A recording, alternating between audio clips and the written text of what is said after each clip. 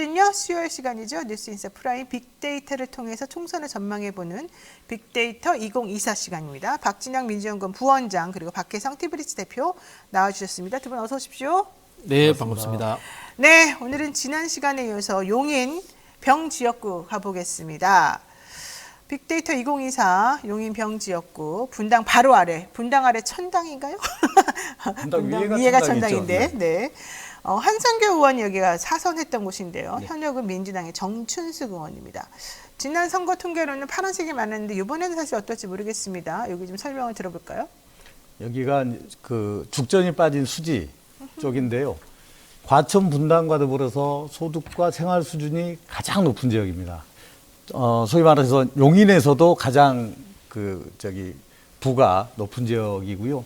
여기 도시가 생긴 형태를 보면은 저렇게 우리가 이제 몇 번 봤었죠. 저렇게 모래시계처럼 생긴데 네. 10대 이하 인구가 많고 교육 서비스 비율이 높은 지역, 도시가 가장 고도로 발전된 지역이라고 볼 수 있겠습니다.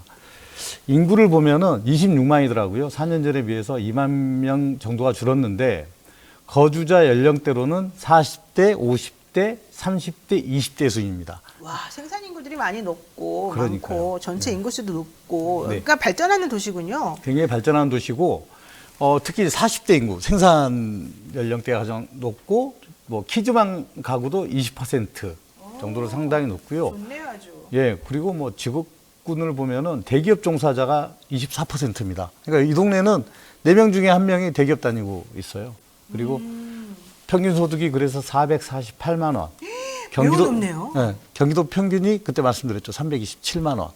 굉장히 높죠. 이런 곳은 범죄 발생률도 좀 적고, 그렇죠. 그리고 교육 수준도 높고, 네. 도시도 깨끗하고, 좀 부러운 깔끔하고, 근데 또 좀 까다롭기도 하고 여기 이런 곳인 것 아까 같아요. 지지층 이렇게 지도 이렇게 나왔었잖아요. 네네. 그걸 보면은 파란데 파란색. 여 밑에가 빨간색 동네가 하나 있었어요. 아. 성복동이라는 동네인데 승복동. 성복동. 성복동. 예, 되게 재밌더라고요.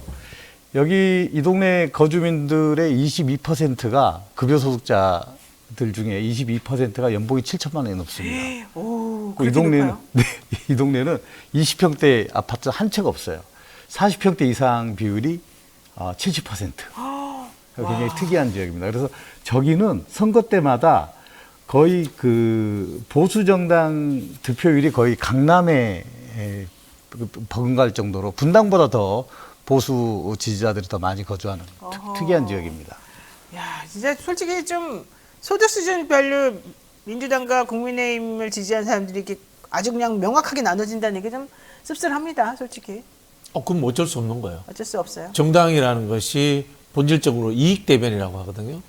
이익 대변이기 때문에 고소득과 그다음 중위, 저소득의 이익 관계는 다른 것이고요. 네. 세금 정책의 혜택도 다르고 복지 정책의 혜택도 다르고 그런 부분에서 이거는 나쁜 건 아닙니다. 물론 이제 갈등이 생길 수도 있지만 갈등은 또 당연히 존재하는 거고요. 정치에서 그걸 또 나중에 통합하는 과정이 중요하기 때문에 이렇게 이 소득에 의해서 투표 성향이 나뉜다는 것은 뭐 네. 자연스러운 현상입니다. 네. 그런데 그렇게 따지면 사실 보수적인 성향의 유권자들일 것 같은데 네. 그리고 한상규 의원이 원래 또 사선을 지내기도 했고 네. 근데 여기가 정춘숙 의원이 도전해서 승리한 곳이란 말이죠. 이거는 뭐라고 생각을 해야 돼요?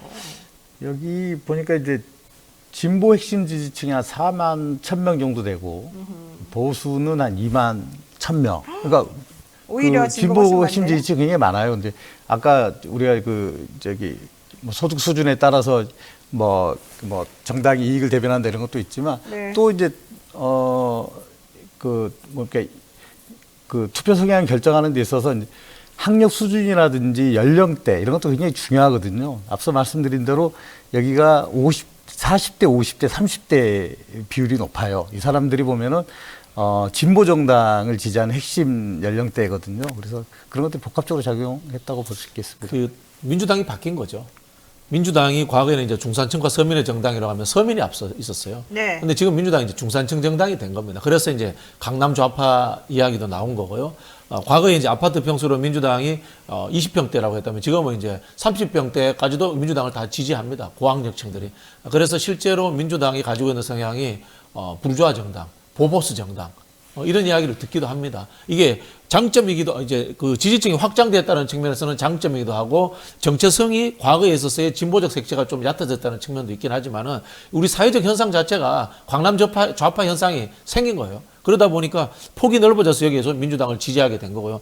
과거 한성교 의원이 있을 때는 이 지역이 어땠는가 하면은 농촌 지역도 존재했습니다. 농촌 지역도 존재하면서 고소득층도 존재하고 이러니까 보수 텃밭이었단 말이에요. 근데 그런 부분들이 농촌 지역은 줄어들면서 고소득층이 되고 고학력층이 되고 그다음에 민주당 자체가 중산층과 그다음에 이 소득이 높은 부르주아들의 지지도 얻는 그런 정당이 됨으로써 사실은 이번에도 민주당한테 굉장히 유리한 텃밭이에요. 아, 그렇군요.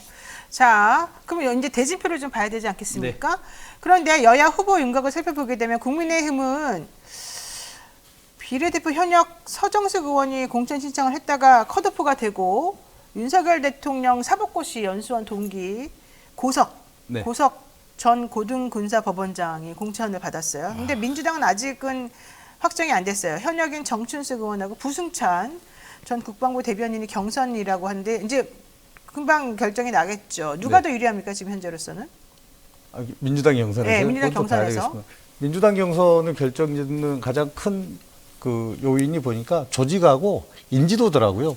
근데 여기 보면은 부승찬 대변인도 인지도가 굉장히 높지 않습니까? 만만치 않습니다.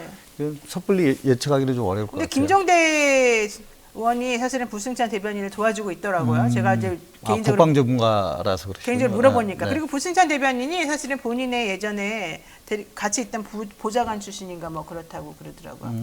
그런데 그래서 많이 이제 유세도 같이 다니고 뭐 이제 그 좀 같이 도움을 좀 김종대 줬다가. 의원보다 부승찬 후보가 더 유명하지 않나요? 그러니까 이제 최근에 더 유명해. 물론 뭐 지난번에 대변인도 했었었고 그러니까 그러긴 한데 어쨌든 같이 다니고 그랬는데 만만치 않은데요. 뭐 이런 얘기를 하긴 만만치 하더라고요. 않죠. 현역 국회의원 꺾기가 만만치 않은데 저도 이제 근데 비례대표 하긴 뭐. 예. 아니 그 지금 이 정춘숙 의원이 재선이에요. 네, 비례 한 번 했고 재선이, 한번 지역구 했고. 한 번 예. 했는데 본선 경쟁력은 부승찬 후보가 좀 더 있을 것 같아요. 맞아요. 좀 세련됐고 세련됐고? 잘생겼고 세련됐고가 무슨 뜻이에요? 잘생겼잖아요.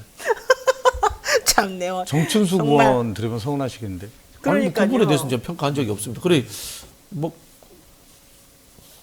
근데 여기 이제 고석 뭐 고등군사법원장 이분은 이 지역하고 잘 어울릴지 모르겠어요. 안 어울리죠. 예, 여기 뭐 그냥 대통령의 친구라서 오신 것 같은데. 제가 봤을 때는 네. 대진표가 결정이 되면 민주당 분이 좀 더 우세하지 않을까 솔직히 그 생각을 해요. 개인적으로. 여기 지역은 아마 용인 4개 지역 중에 민주당이 하나 된다라고 하면 여기일 여기서? 가능성이 높습니다. 아하. 부승찬이라는 사람은 이 지역구에 굉장히 어울리는 사람이에요. 왜요? 아까 말씀드렸지 않습니까? 제가 이제 이 지역이 이제 고소득층이 되면서 이제 보보스 성향이 있어요. 보보스가 뭐죠? 보헤미안 부르주아지. 소득은 높은데 뭔가 자유롭고 그런 사람들 있지 않습니까? 해외 여행도 자주 가고 즐기고 이런 성향이 여기 높거든. 딱 부승찬 그런 스타일이야. 네. 그래요? 네. 네. 그게 보보스예요? 보보스라고 하죠. 보헤미안 부르주아지. 그럼 못 들어보셨어요? 보바스 기념 병원이 있는 줄 알았는데. 그건 보보스라는 아니군요. 표현 쓰지 않나요?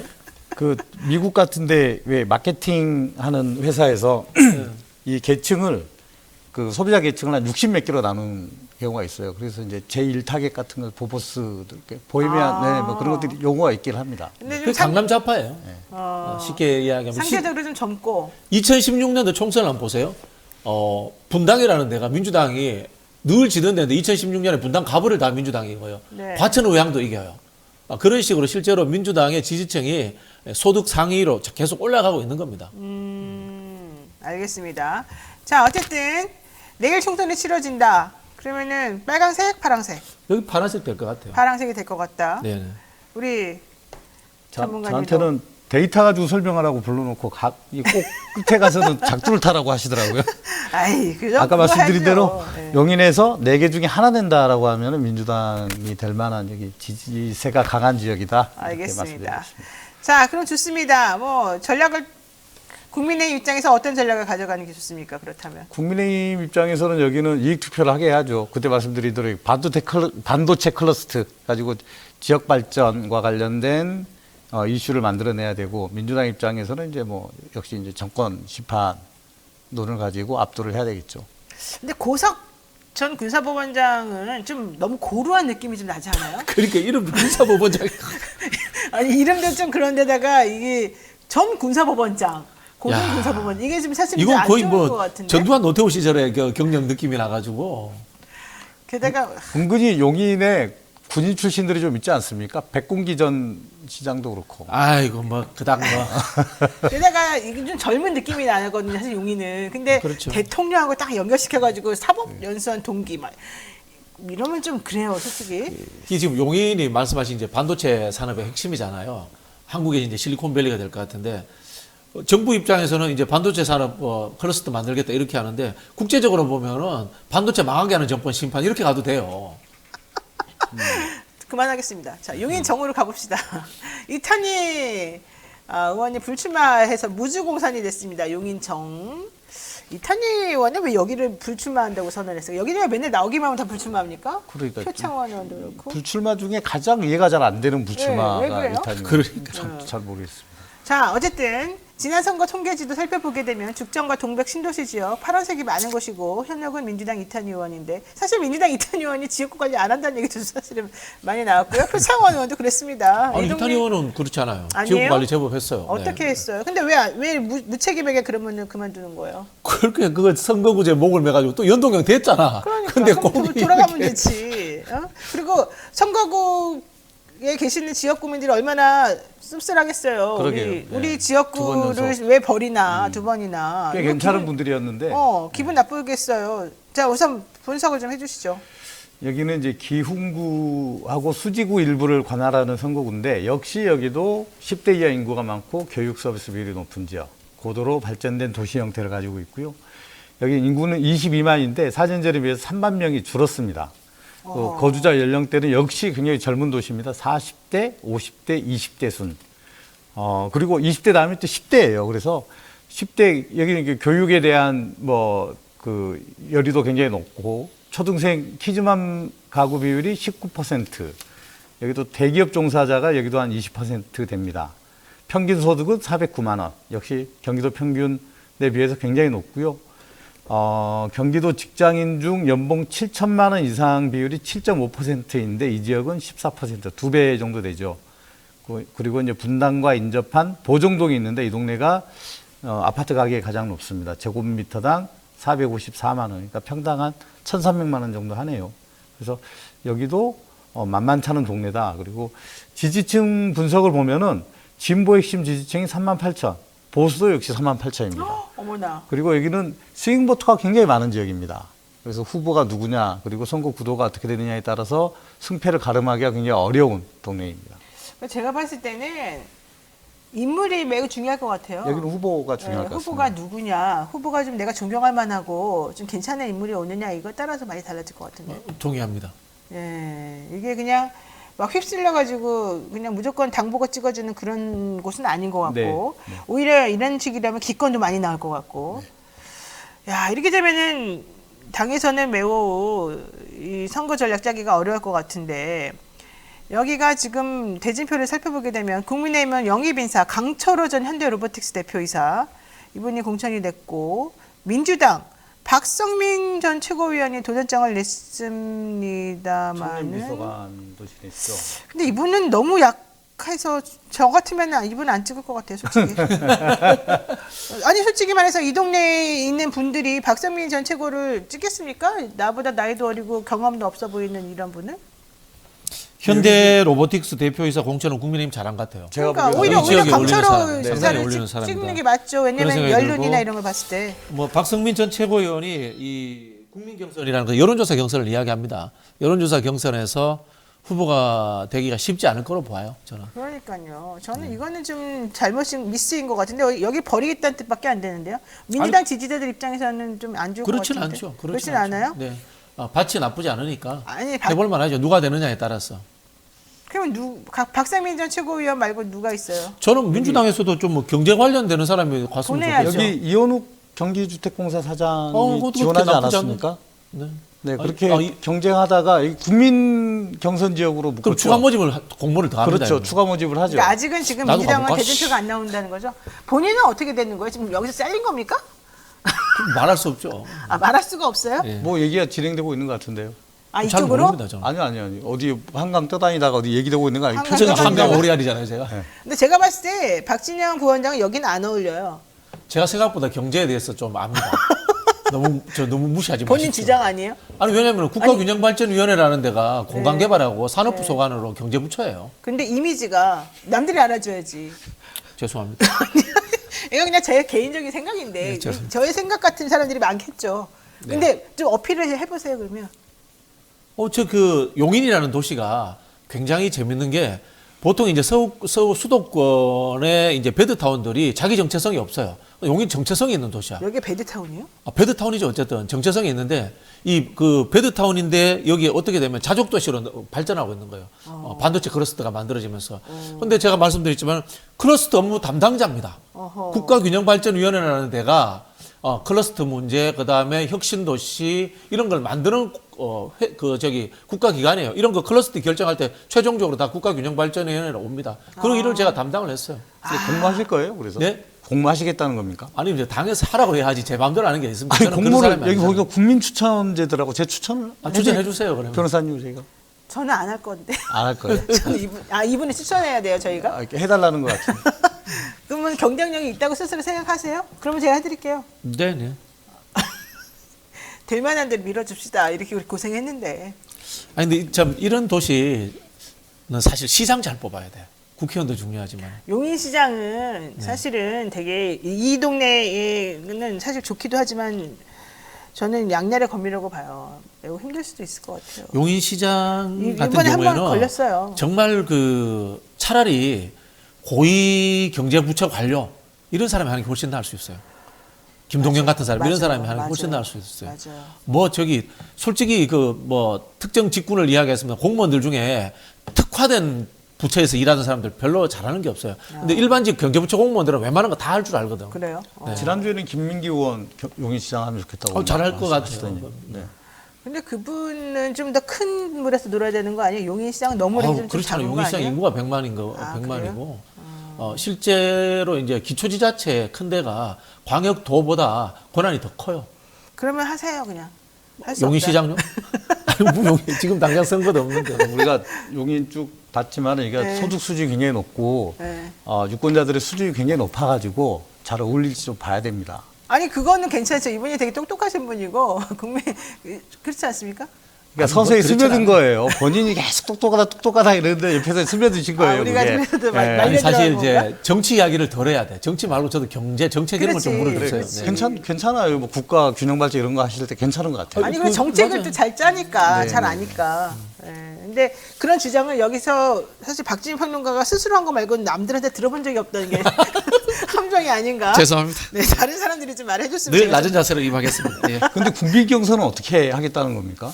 근데 결국 여론조사 투표는 같아요. 투표는 결국 중앙위원들이 최종적으로 하던데.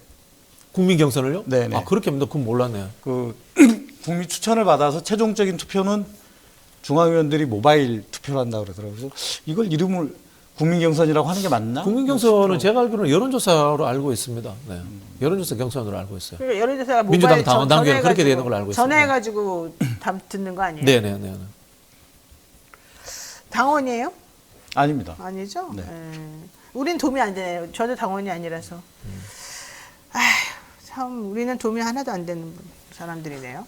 자, 여야 전략 한번 짜주시죠. 용인시정 지역구 내일 선거 치른다면 결과는 어떻게 예측하는가? 여기는 정말 결과를 예측하기가 너무 어렵습니다. 모른다. 네, 여기는 전국 그 선거 구도가 여기는 이제 뭐 그렇죠. 전국적인 선거 구도가 어떻게 되느냐에 영향을 많이 받을 거기 때문에 그리고 여기 좀 이제 그 소득 수준이 높은 동네, 이게 약간 보수성이 강한 동네와 또 젊은 사람들이 많이 거주하는 이런 동네. 근데 어느 지역의 투표율이 더 높을 것인가, 어느 지지층들이 좀 더 선거에서 기세가 오를 것이냐에 지세의 따라서 문제다. 아주 적은 표차로 결정이 날 가능성이 높은 동네입니다. 어떤 전략을 가져가는 게 좋겠나? 금방 말씀드렸잖아요. 경제정책 갖고 해야죠. 경제 정책으로 도시의 자족 기능을 만들기 위한 경제정책을 가지고 해야죠. 본인이 나간다고 치면 말씀드린 것처럼 이 여당에서는 100% 이 반도체 클러스터 들고 나올 겁니다. 네. 그러면 야당에서는 반도체를 미국하고 일본에 팔아넘긴 정권이 무슨 반도체 클러스터를 이야기하느냐, 그 주가 폭락 문제 이런 것들 경제 이슈를 들고 나와야죠. 이런 이제 중산층들은 주식 문제에 굉장히 민감합니다. 주식 강철호 후보하고 싸운다. 그러면은 강철호 후보하고 비교해서 어떤 비교 우위가 있나 이런 거는 여기 이쪽에서 어필할 수 있는 게 뭐가 있을까요? 아니, 민주당이 후보가 누가 되느냐에 따라 다르죠.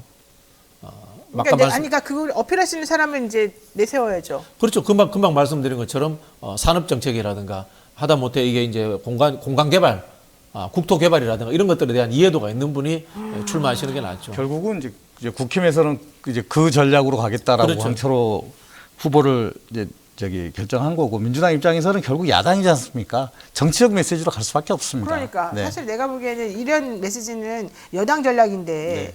여당 전략 여당일 가지고는 때 여당 전략 가지고는 안 그렇지 되죠. 않습니다. 그렇지 않습니다. 그렇지 않아요? 그 경선은 모르겠지만은 본선 가서 지역구 표를 얻으려면은 야당도 뭐 정권 심판론은 당연히 있는 거고 플러스 알파 해가지고 경제 실정론, 예를 들자면은 심판론도 경제 실정론 끄집어내야 됩니다. 알겠습니다. 자, 어쨌든 모르겠다가 답인 것 같아요. 이번에는 저는 민주당이 이기는 걸로. 민주당 이기는 걸로? 네. 좋습니다. 빅데이터 2024 AS 잠시 한번 해보겠습니다. 지난 1월 10일에 살펴본 성남 분당갑 지역구 후보 대진표가 확정이 됐어요. 국민의힘 안철수 현역 의원의 민주당 이광재 전 국회 사무총장이 공천이 됐는데요. 안철수 대 이광재, 사실 굵직한 인물들이긴 합니다만은 요즘은 좀 둘 다 솔직히 말해가지고 이 이름값에 비해가지고는 무엇을 했느냐 이렇게 물어보면은 좀 노후한 이미지에 이렇게 실질적인 실력이나 이런 거는 조금 떨어지지 않나 이런 생각도 좀 들어요. 일단 민주당이 불리한 지역입니다. 그거는 인정을 해야 되고요. 이광재 후보와 안철수 후보를 비교했을 때 오히려 안철수 후보가 인지도 높을 거예요. 훨씬 높죠. 훨씬 높을 네. 거예요. 다만 이제 이광재 후보가 가지고 있는 장점은 정책이에요. 정책 분야입니다. 네. 근데 안철수 후보는 그런 거 잘 모르잖아요. 이광재 후보는 어떤 장점이 있을까요? 그걸 잘 모른다 단점이고. 여기 이광재 사무총장을 공천한 이유는 그냥 정치적 중량감 이게 다가 아니겠습니까? 그러니까 네. 그러면은 사실 안철수 후보가 이길 것 같은데요. 그렇게만 말하면. 잠룡들끼리 한번 붙어봐라 뭐 이거 같은데 불리하죠. 그리고 이제 이 분당 같은 경우에는 주민들의 자존심이 굉장히 센 데거든요. 판교. 예, 판교가 있는, 그리고 여기가 분당의 코어예요. 여기가 중심인데 여기는 이제 외부, 아무리 중량감 있는 정치인이라고 하지만 외부에서 이렇게 온 거에 대해서 어떻게 평가를 할지 아마 쉽지는 않을 겁니다. 분당갑에 그럼 안철수 후보도 외부에서 온 건데 뭐 그 문제는 아닌가요? 그래도 안철수 같은 경우는 이제 안철수 후보 같은 경우는 이제 판교라는 게 벤처를 했다라는 그런 또 인연이 있거든, 스토리가 되거든요. 분당 같은 경우에는 이미 고도로 발전된 지역이기 때문에 할 것도 없어요? 거기 이제 재개발, 이제 일기 재개발 신도시 일부 재개발 남아있죠. 재건축에 대한 이슈 외에는 여기는 뭐 딱히 뭐 국회의원이 뭐 지역 개발 해달라 이런 요구는 별로 없는데, 다만 자존심이 높다 그랬지 않습니까? 자존심이 높은 사람들라서 그걸 좀 충족시켜 줄 만한 그런 후보여야 된다. 그런데 이제 그러니까 그게 이름값이 있는 사람만 그냥 가면 되는 거네. 뭐 그렇다고 다 되는 건 아니겠죠. 이제 판교가 국가산단이 아니에요. 지방산단이에요. 지방산단인데 이제 왜냐하면 이제 수도권 정비법에 의해 가지고 국가산단을 못 드는데 여기도 이제 클러스터 지정 문제라든가 그런 건 사실 좀 있을 거예요. 클러스터 지정 문제가 해결이 되면 이제 학교 문제, 학교에서 특히 그 반도체 관련 인원수 증설 문제 뭐 이런 부분이라든가 국회의원들이 할 수 있는 것들은 있는데 안철수 후보는 그런 걸 모를 거예요 아마. 그 안철수 후보가 그걸 모른다는 거를 주민들이 모르겠죠. 그렇죠. 그게 문제라는 거죠. 네. 진짜 항상 어렵네요. 자, 좋습니다. 이광재 후보, 안철수 후보 잘 싸우시길 바라고요. 서울 중성동갑 전현희 전 권익위원장이 단수 공천이 됐습니다. 어제 임종석 전 비서실장이 컷오프가 됐습니다. 이번 결정 어떻게 보시는지 어떻게 보시나요? 정치 전문가께서 말씀해 주셔야죠. 뭐 잘했다고 봅니다. 잘했어요? 네. 왜요? 아니 뭐 실제로 이 임종석 의원과 지도부와의 갈등 국면이었지 않습니까? 여기서 지도부가 지면은 지도부의 권위와 그다음에 총선을 끌고 갈 수 있는 힘 자체가 와야 됩니다. 저는 뭐 그 부분에서는 좀 뭐 잘했다고 생각을 하고, 다만 이제 수습 국면을 극단적인 갈라치기로 수습할 것이냐, 아니면 어떤 타협책을 낼 것이냐, 그런 부분에 저는 달려 있다고 봅니다. 일단 사실은 지금 너무 이렇게 정말 마이웨이만 하는 것처럼 보이는 이미지도 저는 옳지는 않다고 봐서 어느 정도는 또 그런 얘기들도 좀 배려하고 받아들여주는 모습을 보이는 것도 필요하지 않나요? 아니, 정치가 얼르고 달래고 그다음에 채찍과 당근 아닙니까? 어차피 네, 리더십이라는 당근도 것이. 좀 주는 것이 필요하지 그런 않나요? 부분이니까 이제 채찍질 했으니까 이제 당근도 필요하겠죠. 네, 그러니까 그런 당근은 뭐가 있어요? 뭐 다른 지역구를 제안을 한다거나 협의를 한다거나 그런 부분들이 저는 나올 것 같아요. 그럼 제 다른 느낌에는. 지역구가 뭐가 있을까요? 그건 모르죠. 제가 뭐 다 할 수는 없죠. 다른 지역구 어디를 좀 제안해 주시겠어요? 이미 송파갑을 당에서 이미 송파갑을 제안을 제안했는데 했었잖아요. 그거는 싫다 그랬으니까. 그건 이제 본인 일단 약간 그렇죠. 그 지금 그런 시기는 좀 없단 늦은 것 말이에요, 같아요. 이제. 그런 것들은 그러니까. 늦은 것 같아요. 네, 그러면은 받아들일 수 있을 만한 수용 가능한 어느 정도 자존심을 해치지 않으면서 뭔가 좀 수용할 수 있는. 저는 이 정도까지 왔으면은, 그러니까 송파갑을 제안했을 때 거절했고, 그러면은 이제 선택지는 그냥 공천을 줄 거냐 아니면은 이제 컷오프 할 거냐 둘 중에 하나였는데 결정이 났잖아요. 그러면은 여기서는 이미 뭐 서로가 그 뭐 좀 모양새 있게 마무리를 하기에는 이미 지난 거 아닙니까? 그러면은 그냥 반발하고 끝나버리면 더 이상하지 않습니까? 임종석 실장 같은 경우에 그래도 민주당에서의 상징성도 있고 본인이 여기를 민주당을 만들었다고 또 생각할 수도 있는 건데 그렇다고 당을 탈당할 수는 없죠. 물론 탈당하지 않을 거라고 봐요. 탈당할 가능성도 뭐 50%라는 얘기도 있습니다만 제가 봤을 때 탈당은 말이 안 되는 탈당할 것 가능성은 같고 없다고 봅니다. 그거는 말이 안 되고 유지를 하면서도 체면을 손상하지 않으면서도 다른 또 구심점 역할을 또 하는 그런 것이 필요하잖아요. 뭐 저기 뭐야 더 큰 유세단 만들어서 단장을 한다거나 컷오프 된 분들 모아서 그것도 방법. 아니면은 저기 뭐야 선대위원장 달라 이런 요구할 수도 있겠죠. 선대위원장 같은 하겠습니까? 그런 거 안 할 것 같은데. 이미 자존심이 상할 대로 상해 아니 있는데 그런 상상력을 발휘해야지 정치적 재개하는 거 아닌가요? 아마 저기 뭐 부원장님 같은 경우는 컷오프 시켜놓고 유세하러 다니라면 좀 다니겠습니까? 장난하냐 이럴 것 같은데. 제가 지금? 지난번에 경선에서 불공정한 상태에서 경선을 졌잖아요. 그리고 바로 당에 출근해가지고 상금 부대변인 하면서 저격수 역할을 했습니다. 남들이 그러다 속도 좋다 그러더라고. 저는 했어요. 본인은 그런데 본인이 임종석급이에요? 급의 문제가 아니라 이거는 정당을 대하는 태도의 문제죠. 네, 제가 농담입니다. 또 상처받지 마십시오. 아니 뭐 정당을 대하는 태도의 문제죠. 네. 중성동갑 지역구 윤희숙 대 전현희 구도가 어려울 것이다. 전현희는 임종석이 아니다. 이런 얘기도 있습니다. 네. 그 전현희 전 위원장의 그 상품성이라고 하면은 선거의 상품성이라고 하면은 이제 그 윤석열 대통령하고 이제 그 좀 각을 잘 세워서 이렇게 싸웠던 약간 여전사 뭐 이런 약간 그 정치적 투사 이런 이미지가 좀 있지 않습니까? 근데 중성동 갑하고 이렇게 맞아요, 임종석을 대체하는 카드로서 적당한가? 그건 잘 모르겠다는 생각이 그럼 들더라고요. 윤희숙은 맞아요, 여기가? 여기는 이제 부동산 이슈도 있고 윤희숙 같은 경우는 약간 경제 전문가지 않습니까? 이 동네 입장에서는 꽤 괜찮죠. 매력적인 후보죠. 그러면 네. 전현희 그 전 권익위원장을 전략 공천했으나 오히려 하나의 지역구로 그냥 내준 셈이 될 수도 있겠네요. 그렇지는 않을 거예요. 저는 이제 전현희 의원의 양면이 있다고 보는데요. 임종석 그다음에 뭐 홍익표 그다음에 거기 이제 구청장까지 이어졌던 이 조직적 도움을 받는 데에는 좀 미흡할 수 있습니다. 그러나 전현희 의원이 전 의원이 갖고 있는 중도 확장성이 분명히 존재합니다. 그거는 이분이 이제 치과 의사면서도 변호사다라는 경력의 차이도 있고요. 그다음에 그 여성 특유의 가지고 있는 좀 부드러운 이런 부분들도 존재하고 있기 때문에 단순히 투사라는 이미지로 저는 뭐 이현주 의원이라든가 이런 분들하고는 조금 다른 또 결이 다른 부분이 분명히 존재하고 있습니다. 그래서 저는 해볼만 하다고 봐요. 네. 해볼만 하다? 네네. 그러면은 도와줄까요? 민주당에 그 지금 화가 많이 나 있을 텐데 이 동네. 그 지역구 분들이요. 그게 이제 그 결국 구청장이라든가 이런 지도부의 몫이기도 하고 전현희 위원장의 몫이기도 하고 또 한편으로 보면은 정치적 재기를 위해서 도와줄 수 있느냐라는 것도 임종석 의원이라든가 그 주위의 분들의 또 몫이기도 하죠. 어떤 조언을 해주시겠습니까? 여기는 이제 부동산 이슈가 가장 큰 동네거든요. 그쵸. 왕십리 뉴타운. 그래서 네. 이제 최근에 여기가 지난 선거에 비해서 4년 전에 비해서 12,000명이 줄어들었어요. 왜 다 줄어들죠, 인구들이? 서울에서 많이 빠져나갔죠. 이게 저는 이제 그걸 되게 중요하게 보는데 이 선거를 분석하면서 선거 예측하면서 대체로 이제 빠져나가는 분들이 부동산 때문에 경기도로 빠져나가는 분들이거든요.